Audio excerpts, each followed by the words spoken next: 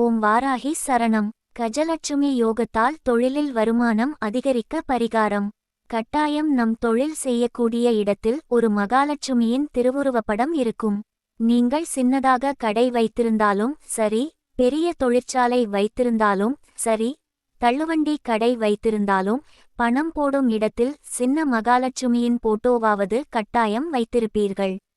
அந்த மகாலட்சுமி தாயாருக்கு முன்பாக தினமும் இந்த 3 பொருட்களை புதுசாக கொண்டு வந்து வையுங்கள்.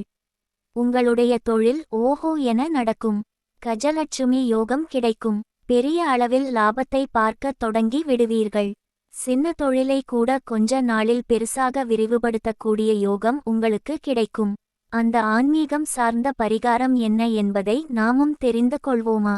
தினமும் கடையை திறக்க செல்லும்போது 2 வெற்றிலை, 2 கல்கண்டு, 2 சிவப்பு செம்பருத்தி பூ கொண்டு போய் மகாலட்சுமியின் பாதத்தில் வையுங்கள். அந்த வெற்றிலைக்கு மேலேயே 2 கற்கண்டு, 2 செம்பருத்தி பூவை வைத்து மகாலட்சுமியை வணங்கிவிட்டு இன்றைக்கான வருமானம் ஓஹோ என உயர வேண்டும் என்று மனதார பிரார்த்தனை செய்து கொள்ளுங்கள். பிறகு உங்களுடைய இடது உள்ளங்கைகளில் மகாலட்சுமியை நினைத்து பச்சை நிற பேனாவில் இந்த நம்பரை எழுதுங்கள். நாணயம் 7,65,397. நாணயம் என்ற வார்த்தையை எழுதி அதன் பிறகு பின்னால் இருக்கக்கூடிய எண்களையும் உங்களுடைய கைகளில் எழுதி கொள்ளவும். எழுதிய பிறகு வேலை செய்யும்போது இது வியர்களில் கலைந்து போனாலும் தவறு ஒன்றும் கிடையாது.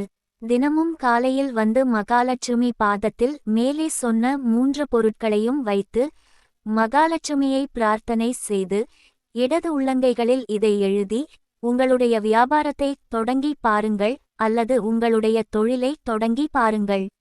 நிச்சயம் நீங்கள் கஜலட்சுமி யோகத்தை அடைந்து விடுவீர்கள்.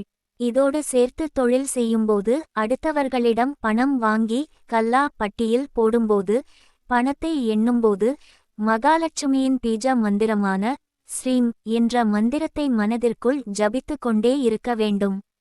இது உங்களுக்கு பரிபூரண லட்சுமி கடாட்சத்தை கொண்டு வந்து சேர்க்கும். உங்களை கடன் நெருங்காது. நீங்கள் தொழிலில் மேலும் மேலும் உயர எல்லா நல்லதையும் கொண்டு வந்து உங்களிடம் கொடுத்து விடும். உங்களை சுற்றி ஒரு பாசிட்டிவ் ஆராய் இருந்து கொண்டே இருக்கும். சுறுசுறுப்பாக செயல்படுவீர்கள். சோம்பேறி தனமே இருக்காது. நாளைக்கு முடிக்க வேண்டிய வேலையை கூட இன்றே சேர்த்து முடித்து வைத்துவிட்டு நிம்மதியாக சந்தோஷமாக வாழ்வீர்கள். முயற்சி செய்து பாருங்கள். கஷ்டப்படுபவர்களுக்காக எளிமையாக சொல்லப்பட்டுள்ள ஆன்மீகம் சார்ந்த பரிகாரங்களில் இதுவும் ஒன்று.